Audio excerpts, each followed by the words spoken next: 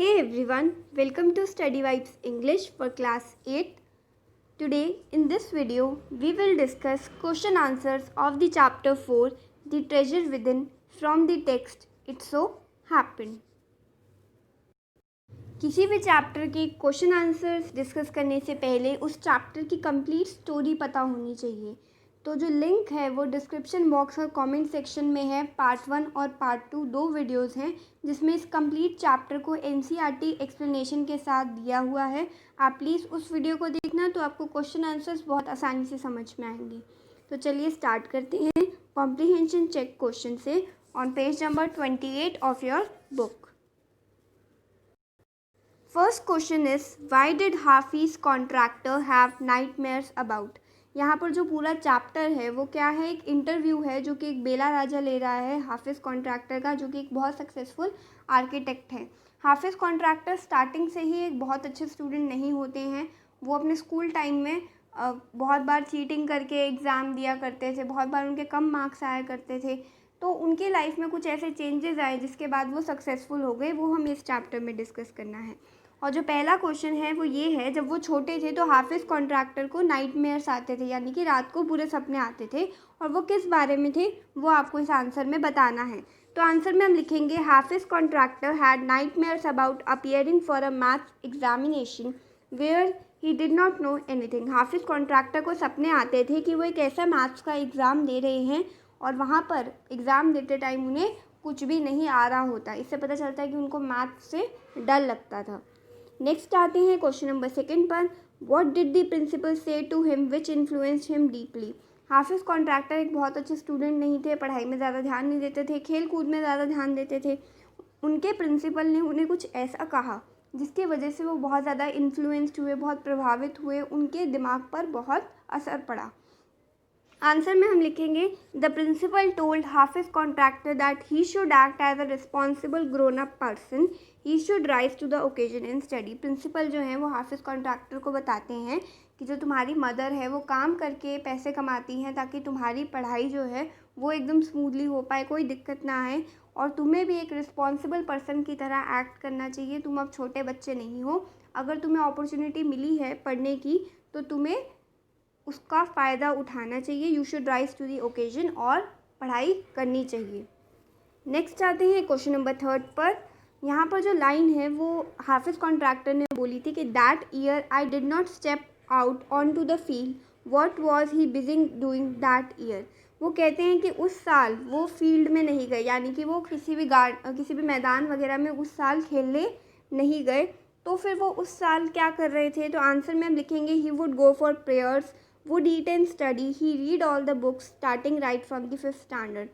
Principal की बात सुनकर जो हाफिज कॉन्ट्रैक्टर थे उनके दिमाग में आया कि नहीं, इस बार उन्हें अपने एग्ज़ाम अच्छे से देने हैं, अच्छे से पढ़ाई करनी है। तो वो क्या करते थे, सिर्फ प्रेयर्स के लिए जाते थे, यानी कि सिर्फ पूजा करते थे, खाया करते थे और पढ़ाई पे ध्यान दिया करते थे। सारी बुक्स पढ़ते थे, 5th स्टैंडर्ड से स्टार्टिंग से लेकर वो सारी बुक्स पढ़ते थे।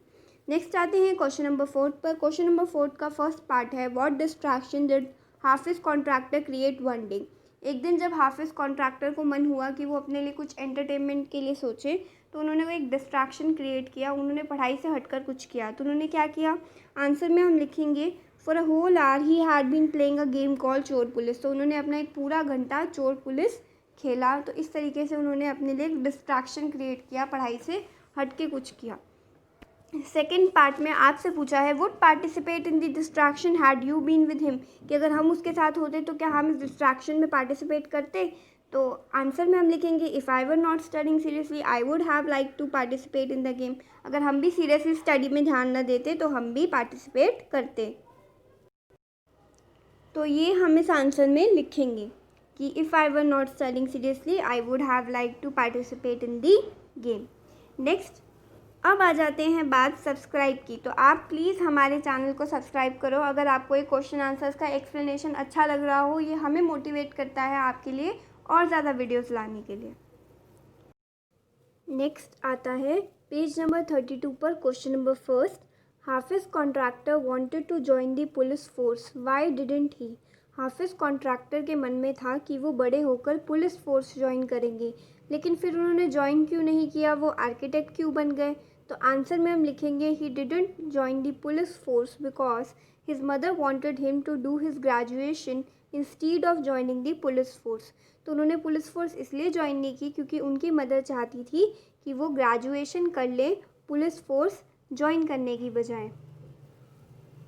नेक्स्ट आते हैं क्वेश्चन नंबर 2 पर। In the architect's office Hafeez Contractor was advise to drop everything and join architecture. Why? Hafeez Contractor अपनी बहन के जो हस्बैंड हैं वो एक आर्किटेक्ट हैं, उनके ऑफिस जाते हैं उनसे मिलने के लिए, और वहाँ पर उन्हें ऐसी एडवाइस मिलती है कि उनको सब कुछ छोड़कर आर्किटेक्चर को ज्वाइन करना चाहिए। ऐसा क्यों उन्हें कहा जाता है?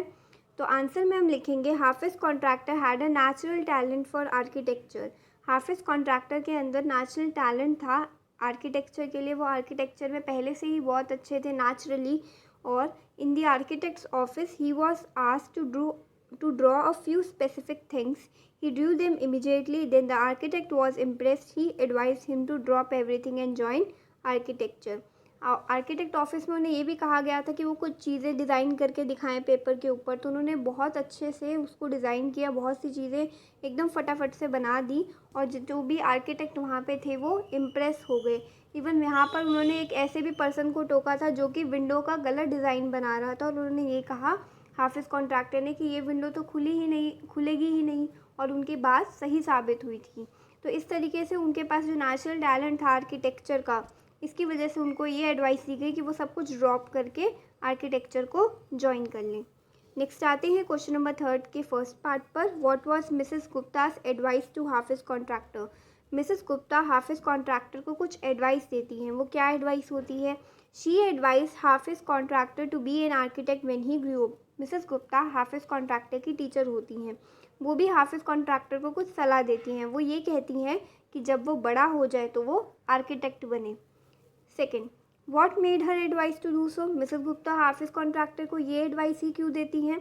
आंसर में हम लिखेंगे दो Hafeez Contractor was not good at studies, he was very good at drawing sketches. Mrs Gupta thought they were wonderful, this made her advice in so. Hafeez Contractor studies में उतने अच्छे नहीं थे, लेकिन वो स्केचेस बनाने में बहुत अच्छे थे, और मिसेस गुप्ता को लगा कि ये जो स्केचेस हैं वो इतने अच्छे हैं कि हाफिज कॉन्ट्रैक्टर आगे जाके आर्किटेक्ट ज्वाइन कर सकता है। अब नेक्स्ट आते हैं क्वेश्चन नंबर 4 पर। How did he help fellow students who had lost a button? Hafiz contractor जिस स्कूल में पढ़ते थे वहाँ पर क्या होता था कि रात के डिनर के बाद सब बच्चों की यूनिफॉर्म चेक होती थी। तो सब बच्चों की यूनिफॉर्म चेक होती थी, तो काफ़ी ज़्यादा बच्चे ऐसे थे जो कि खेलते टाइम अपना जो बटन है शर्ट का वो गुम कर देते थे, कहीं गिरा देते थे। तो उस टाइम पर हाफिज कॉन्ट्रैक्टर अपने दोस्तों की मदद कैसे करते थे, अपने फेलो स्टूडेंट्स यानी कि साथ में पढ़ने वाले बच्चों की कैसे मदद करते थे? तो आंसर में हम लिखेंगे his fellow student who had lost a button would come to him. Hafeez Contractor was an expert, he made a button out of a piece of chalk. The button looked like real and the student would get past dinner with a full neat uniform. यहाँ पर वो हाफिज contractor तो जो थे वो शुरू से ही drawing और आर्ट एंड क्राफ्ट में बहुत अच्छे थे।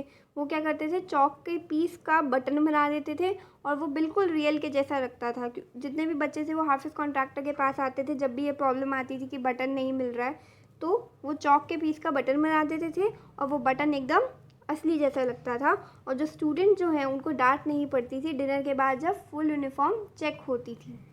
नेक्स्ट आते हैं क्वेश्चन नंबर 5 पर।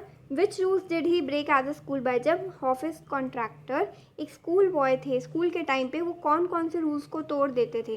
तो आंसर में हम लिखेंगे whenever there was a test Hafeez Contractor use to copy, it was against the rule, it was cheating. जब भी कोई टेस्ट होता था तो हाफिज कॉन्ट्रैक्टर तो स्टडीज़ में अच्छे थे नहीं, वो क्या करते थे, चीटिंग करते थे, दूसरे बच्चों की कॉपी में से जो भी लिखा होता था उसको देखने की कोशिश करते थे और वैसा ही लिख देते थे। और ये सब जो था ये रूल के अगेंस्ट था, क्योंकि चीटिंग करना बहुत बुरी बात होती है। तो इस तरीके से उन्होंने इस रूल को ब्रेक कर दिया। नेक्स्ट आते हैं क्वेश्चन नंबर 6 के फर्स्ट पार्ट पर। What is Hafiz contractor definition of mathematics? हाफिज कॉन्ट्रैक्टर के अकॉर्डिंग मैथ्स का क्या डेफिनेशन है, मैथमेटिक्स को हम कैसे डिफाइन कर सकते हैं? आंसर में हम लिखेंगे कि हाफिज कॉन्ट्रैक्टर हैज़ डिफाइंड मैथमेटिक्स। यहाँ पे कुछ अच्छे अच्छे वर्ड्स हैं जो आपको अपने आंसर में यूज़ करने हैं, ये आपको फुल मार्क्स देंगे इस आंसर में। जैसे कि उनके अकॉर्डिंग जो मैथ्स है वो है डिज़ाइन, कंस्ट्रक्शन, साइकोलॉजी, सोशियोलॉजी, इन सबको साथ में लेना और इन सबको मिलाकर एक स्केच बनाना, डिज़ाइन बनाना, उसमें कुछ कंस्ट्रक्शंस करना, अपने दिमाग की स्टडीज़ का यूज़ करना, साइकोलॉजी का यूज़ करना, आसपास के सोशल एनवायरनमेंट का यूज़ करना, सोशियोलॉजी का यूज़ करना और फिर उससे एक स्केच बनाना। How would you want to define mathematics, do you like the subject. अभी आपसे पूछा गया है कि आप अपने हिसाब से मैथ्स को कैसे डिफ़ाइन करेंगे। क्या आपको एक सब्जेक्ट अच्छा लगता है, तो हम आप कुछ भी लिख सकते हैं इसके आंसर में कि I would define mathematics as the law that rules the existence of the universe from the tiny electron to the largest star. ठीक है, डिफ़ाइन कर सकते हैं मैथ्स को कि एक ऐसा रूल है जो कि यूनिवर्स के एग्जिस्टेंस को बताता है कि यूनिवर्स कैसे एग्जिस्ट करती है। छोटे से इलेक्ट्रॉन के बारे में हम पढ़ते हैं, उसमें भी कहीं ना कहीं मैथ्स है। एक बड़े और लार्ज स्टार के बारे में पढ़ते हैं जो कि स्पेस में है, उसमें भी मैथ्स है। तो मैथ्स हर जगह है। नेक्स्ट आते हैं हम एक्सरसाइज क्वेश्चन पर। ये एक्सरसाइज क्वेश्चन कुछ वैल्यू बेस्ड क्वेश्चन है जिसमें थोड़ी सी मॉरल वैल्यूज़ का यूज़ करना होता है। Answer the following question. Question number first. Is it likely that someone who is original and intelligent does not do very well at school? Should such a learner be called a failure? If not, why not? क्या ऐसा हो सकता है कि जो बच्चा starting से original हो और इंटेलिजेंट हो, मतलब कि एक तरीके से आप ऐसे कह सकते हो कि ज़रूरी नहीं है कि आज के टाइम पे जो सक्सेस हो वो स्कूल में भी बहुत अच्छा स्टूडेंट हो, बहुत ब्राइट स्टूडेंट हो। ओरिजिनली हर कोई इंटेलिजेंट या टैलेंटेड नहीं होता, बाद में सक्सेसफुल हो जाता है, तो ये ज़रूरी नहीं है। और जो ऐसे लर्नर होते हैं जो स्कूल टाइम पे अच्छे नहीं होते पढ़ने में लेकिन बाद में सक्सेसफुल हो जाते हैं, या जो उनका जो इंटरेस्ट है वो बाकी चीज़ों में ज़्यादा होता है पढ़ाई से, क्या ऐसे लोगों को, ऐसे लर्नर्स को इनकरेज कर देना चाहिए? और अगर नहीं तो क्यों नहीं? School or board examinations do not test intelligence. They test only how much a student knows about the facts and figures, formulas and other information given in textbook. जो हम स्कूल में एग्ज़ाम्स देते हैं या बोर्ड एग्जामिनेशंस होते हैं, ये हमारी इंटेलिजेंस को, कि हमारा माइंड कितना अच्छा है, इसको चेक करने के लिए नहीं होता। ये तो सिर्फ इसलिए टेस्ट करने के लिए होते हैं कि आपको जो बुक में लिखे हुए फैक्ट्स हैं और फिगर्स हैं ये कितने अच्छे तरीके से याद होते हैं, आप कितने अच्छे तरीके से उन्हें याद रख पाते हो जो आपको पढ़ाया गया है, कितने अच्छे से आप फार्मूलाज और फिगर्स को ग्रैप करके उनको याद कर पाते हो। और जो भी टेक्स्ट बुक में इंफॉर्मेशन है अगर आप उसको अच्छे से याद कर लेते हो तो आपके मार्क्स अच्छे आ जाते हैं। तो ज़रूरी नहीं है कि जो उसको अच्छे से याद नहीं कर पाया वो कम इंटेलिजेंट है या वो इंटेलिजेंट नहीं है। Some students are better at remembering those facts and figures and formulas than other. कुछ स्टूडेंट्स ऐसे होते हैं जो ऐसे फैक्ट्स को और फिगर्स को जो बुक में एज इट इज़ दिया हुआ है कि कौन सा कोई इवेंट दिया है कि वो 1857 में हुआ है या 1888 में हुआ है, तो उसको याद रख पाते हैं, कुछ नहीं भी रख पाते हैं। They get better marks even if they do not understand the application of those formulas in real life situation. कुछ formulas कुछ बच्चे रट लेते हैं, इजीली याद कर लेते हैं। ज़रूरी नहीं है कि उनको उस फॉर्मूला की रियल लाइफ एप्लीकेशन पता हो कि उसको लाइफ में अच्छे से कैसे अप्लाई करना है। ठीक है, तो ये नेसेसरी नहीं है कि जिसके मार्क्स अच्छे आते हैं वही इंटेलिजेंट हो। Some students grasp concept and even go beyond them. कुछ स्टूडेंट्स ऐसे होते हैं जो कॉन्सेप्ट पे ध्यान देते हैं, समझने पे ज़्यादा ध्यान देते हैं और याद करने पे कम। अगर हम उस चीज़ को समझ लेंगे तो हमें याद करने की ज़रूरत कम पड़ेगी, भले ही अच्छे मार्क्स ना आए, लेकिन उस कॉन्सेप्ट से हम आगे और जा सकते हैं, उन बच्चों से भी आगे जो सिर्फ उनको याद करते हैं। Besides this our examination want us to do well in all subjects. आप इस in all subjects in life their talent makes them achievers. Einstein was not good at some subjects at school because he could not remember some facts and figures. His teacher and principal thought he would never do well in life, but he has been the greatest scientist of his time. Indeed, such a learner is not a failure. तो यहाँ पर आप अपने इस answer को proof करने के लिए कि ऐसे लर्नर जो कि शायद अपने स्कूल टाइम में अच्छे ना हो, ज़रूरी नहीं है कि वो आगे भी कभी सक्सेसफुल नहीं होंगे, इसको सपोर्ट करने के लिए आप बहुत सारी बातें इस क्वेश्चन में लिख सकते हो, पॉइंट्स की फॉर्म में या ऐसे पैराग्राफ की फॉर्म में। कि जो एग्ज़ाम्स होते हैं वो हम सब्जेक्ट में अलग अलग सब्जेक्ट के एग्ज़ाम्स देते हैं, लेकिन ये चेक नहीं करता कि हम ओवरऑल कितने इंटेलिजेंट हैं। लाइफ में हम जो टैलेंट सीखते हैं वो हमें कुछ अचीव करने में मदद करता है। इवन जो आइंस्टाइन थे, ग्रेटेस्ट साइंटिस्ट, वो भी कुछ सब्जेक्ट्स में अच्छे नहीं थे स्कूल में, जैसे उनको हिस्ट्री के फैक्ट्स और फिगर्स याद नहीं होते थे, लेकिन बाद में चलकर वो अपने टाइम के सबसे ग्रेटेस्ट साइंटिस्ट बने। उनके टीचर और प्रिंसिपल भी उन्हें ये कहते थे कि वो अपनी लाइफ में कभी कुछ अच्छा नहीं कर पाएंगे, लेकिन उन्होंने बहुत अच्छा करके दिखाया। तो आप इससे ये कह सकते हैं कि Indeed such a learner is not a failure, कि ऐसा लर्नर ज़रूरी नहीं है कि वो हमेशा लाइफ में फेल हो जाए। Who in your view is an unusual learner, आपके हिसाब से या आपका जो नज़रिया है उसके हिसाब से बताओ कि एक अनयूजुअल लर्नर क्या होता है। अनयूजुअल यानी कि जो कि कॉमन नहीं है, जो रेयर होते हैं, ऐसे लोग जिनकी लर्निंग स्ट्रैटेजी अलग है। तो आंसर में आप लिखेंगे in my opinion an unusual learner is one who tries to understand concept, one who is critical, one who does not accept things mechanically but applies in his mind। तो हमारे opinion में एक unusual learner एक ऐसा होता है जो कि कॉन्सेप्ट को समझने की कोशिश करता है, पढ़ाई में रट्टा नहीं लगाता, जो कि क्रिटिकल होता है, चीज़ों को सीरियस लेता है, और साथ ही साथ अगर आपको कोई कॉन्सेप्ट बता दिया है तो उसको जस्ट एक्सेप्ट मत करो, उसके बारे में अच्छे से सर्च करो, उसके बारे में पता लगाओ कि ऐसा क्यों कहा गया है। जनरली साइंस में जो कॉन्सेप्ट होते हैं रियल लाइफ में एक्टिविटीज़ करके समझ में आते हैं। नेक्स्ट है क्वेश्चन नंबर 3 और हमारी एक्सरसाइज का भी last question. What can schools do to draw out the best in unusual learners, जो अनयूजुअल लर्नर्स हैं, जो बाकी बच्चों की तरह कॉमन नहीं हैं, उनके लिए स्कूल्स क्या कर सकते हैं। Suggest whatever seems reasonable to you, यहाँ पे आपको कुछ सजेशन देने हैं। तो आंसर में आप यही लिख सकते हैं कि school should provide unusual learners opportunities to express their talents. ज़रूरी नहीं है कि जो पढ़ाई में अच्छे ना हों उनको बाकी सारे टैलेंट्स को भी उनके देखना चाहिए। अगर वो स्पोर्ट्स में अच्छे हैं तो वहाँ पर उनको अपॉर्चुनिटी प्रोवाइड करनी चाहिए। They should be given a lot of freedom, उनको भी फ्रीडम मिलनी चाहिए। ऐसे स्टूडेंट्स को भी कुछ क्रिएटिव करने को अलाउ कर देना चाहिए कि आप अपनी तरफ से कुछ क्रिएटिव करके दिखाओ। And they can present projects of their own choice, वो अपनी तरह के प्रोजेक्ट बना सकते हैं जिससे दूसरे बच्चे भी इंस्पायर होते हैं कुछ क्रिएटिव करने के लिए। तो यहाँ पर हमने इस चैप्टर के क्वेश्चन आंसर्स ख़त्म कर लिए हैं। आई होप आपको एक्सप्लेनेशन अच्छा लगा हो। Thanks for watching.